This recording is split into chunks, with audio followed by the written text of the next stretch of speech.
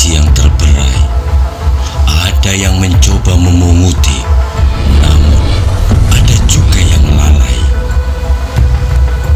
Jejak-jejak masa lalu itu pun seakan kini telah reinkarnasi menjelma bak selaksa misteri. Napak tilas penelusuran di antara pintasan dimensi tentang adanya ada dalam ketiadaan, jua tiadanya tiada dalam keberadaan. Jangan lupa klik like, subscribe, dan share. Ikuti dan saksikan petualangan wisata mistis bersama Denista Karisma Putra hanya di YouTube LSAP Banyuwangi Channel.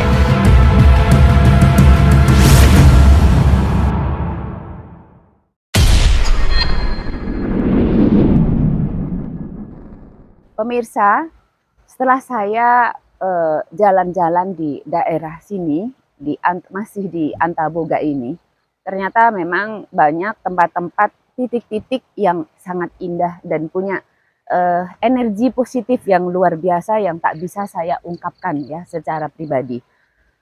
Pak Mangku yang memangku semua yang ada di sini, saya ingin mendengar ceritanya Pak Mangku. Tentang semua yang ada di sini, selain dari yang simbol-simbol tersebut, dari kesakralannya, kemudian kenapa kok namanya Antaboga atau Ontobogo atau Anantaboga. Nah, ini yang tadi depan juga saya lihat ada perbedaan pengucapan, kemudian perbedaan kata-katanya. Nah, ini makna yang sebenarnya seperti apa? Gini, dulu sebelum kita gali, namanya maaf ini ya, sebagai orang itu bahasanya kan masing-masing. Ya. Ada sebagian di wilayah Banyuwangi ada orang Madura, ada orang Osing, ada orang Jawa. Ya. Ini karena ada yang sebagian mengatakan Anantaboga. Ananta itu sebetulnya sama. Terus nama Antaboga itu juga sama. Antaboga itu termasuk bahasa-bahasa nasional, bahasa Indonesia Anantaboga. Sebetulnya Ontobogo itu kalau Jawa, kalau di Jawa kan Ontobogo. Onto itu artinya ya, onto itu terta. Ya, boga itu makanan atau bahagiaan.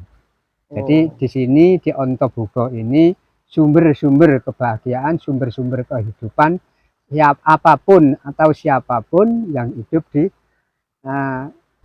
atas Ibu Pertiwi. Makanya di sini ada simbol banyak, ada Ibu Pertiwi, ada Ganesha, ada semua di sini diadakan seperti ini karena simbol-simbol Ontobogo inilah yang menghidupi atau memberi kesejahteraan Sang Hyang Antaboga.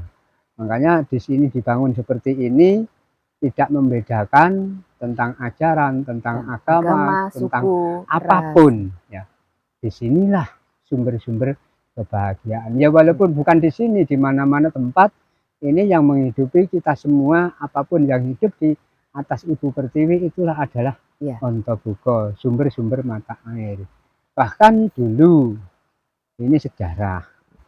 Sejarahnya dulu ini untuk bertapa para resi, utamanya Resi Markandeya. Dan Resi Markandeya itu awalnya aslinya kan orang dari Kalimantan. Orang Kalimantan. Daerah Kutai Kertanegara, dan mengasuh ilmu di wilayah Hindia. Karena di sana sudah sukses, akhirnya dia pulanglah ke wilayah Nusantara, Ngelanglang Buana. Akhirnya pulang ke Jawa. Tiap-tiap pegunungan di wilayah Indonesia itu sudah pernah disinggahi. Yang terakhir, bukan yang terakhir, di wilayah Raung sini, di sini punya padepokan. Dari sini arah ke timur sekitar ada 4 kilo. Ya. Apa nama padepokannya? Namanya padepokannya di Gumuk Malang. Payung sekarang masih ada, candi-candi masih. Terus setelah di sana karena sudah ditata, karena jalannya itu sulit dan terjal, naiknya di pegunungan ya, akhirnya dia ditinggal, akhirnya carilah di sini.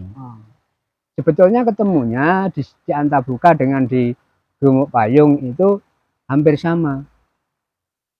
Maksudnya ketemu Ketemu di sana ada padepokan, ada candi. Dulu waktu pertama kali menemukan itu. Nah, ketemunya di sini hampir sama. Nah, setelah itu Resi Markandia sebelum kita Resi Markandia melanjutkan ngelanglang buana ke wilayah timur, ke wilayah Basuki, punya padepokan di wilayah Gumuk Malang atau Gumuk Payung. Nah, setelah itu melanjutkan ke wilayah Basuki, di sana akan membangun atau akan peletakan batu pertama itu ada bisikan. Wahai kamu kalau membangun di wilayah Basuki, pulanglah dulu ke wilayah Raong. Basuki itu di mana? Basuki itu di Besakeh. Besakeh. Yeah. Oh, jadi Basuki itu nama lain dari Besakeh. Puri Besakeh ya? Iya. Jadi sebelum Besakeh itu kan namanya kan Basuki. Oh iya. Makanya di sana ada bisikan, kamu pulanglah ke wilayah Raong. Nah, setelah itu pulang ke Raong, akhirnya di sini bertapa sampai di atas sampai di Patok Kuning, Patok 8 itu di sana ini tidak dapat bisikan atau petunjuk, akhirnya sampai di Gumuk Kancil, di sana bertapa, di sana juga tidak ada bisikan. Setelah itu melanjutkan akan ke padepokan, akhirnya disinilah ada Antabuka ini. Jadi singgah di sini, bertapa di sini, disinilah dia punya atau dapat bisikan. Wahai kamu kalau membangun di wilayah Basuki, carilah Pancadatu. Pancadatu itu sampai sekarang tetap dipakai. Kita ini akan membangun dimanapun bangunan tetap pakai Pancadatu. Mungkin Pancadatu, ya, Pancadatu itu adalah seperti logam emas, perak, tembaga dan besi itu. Kalau diringkes, kalau orang Jawa namanya cok bakal. Cok bakal atau mungkin itu juga bisa penggambaran dari 5 unsur, mewakili seperti itu ya, 5 unsur bumi ya. Makanya setelah itu akhirnya lari lagi ke wilayah Basuki. Di sana melanjutkan pembangunan wilayah Basuki sampai sekarang namanya Besakeh. Besakeh. Ya.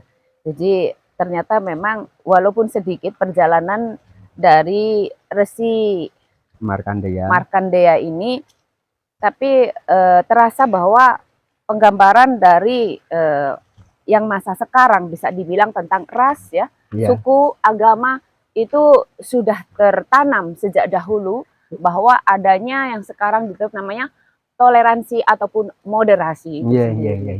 Jadi sejak zaman para leluhur agung kita pun sudah menanamkan hal itu, sudah menerapkan hal itu, dan kitalah yang mewarisi ajaran beliau. Selayaknya kita pun selalu bagaimana bakti kita pada leluhur kita melestarikan, dan sebisanya dan semampu kita untuk melaksanakan apa yang menjadi titah kita sebagai manusia biasa ini. Kemudian juga mungkin ada sesuatu yang memang dipesankan dalam perjalanan hidup kita. Makanya rasa terima kasih saudara kita sudah merasakan berbakti, sujud sungkem di wilayah Antabuka sini. Ya mudah-mudahan nanti setelah pulang, sebelum kita nyampe di rumah, di perjalanan Sang Hyang Antabuka memberi kebahagiaan, ketentraman, kedamaian, nyampe di rumah dikasih anugerah kepada Bidadari Sang Hyang Antabuka. Pangestu kabul. Terima kasih banyak. Saya juga tidak menyangka bahwa hari ini saya bisa hadir di sini, ditemani langsung oleh Bapak Mangku, membimbing saya, menemani saya, melakukan ritual, juga telah melakukan sedikit wawancara yang mungkin kalau pemirsa belum merasa puas bisa datang sendiri ke sini, merasakan apa dan melihat apa yang sebenarnya ada di sini. Jadi yang tadi saya bicarakan dengan Pak Mangku, semoga memberikan pengetahuan dan manfaat untuk semuanya. Salam dari saya. Terima kasih, sampai ketemu, sampai jumpa di lain waktu. Salam Rahayu, Rahayu, Rahayu. Om Swastiastu.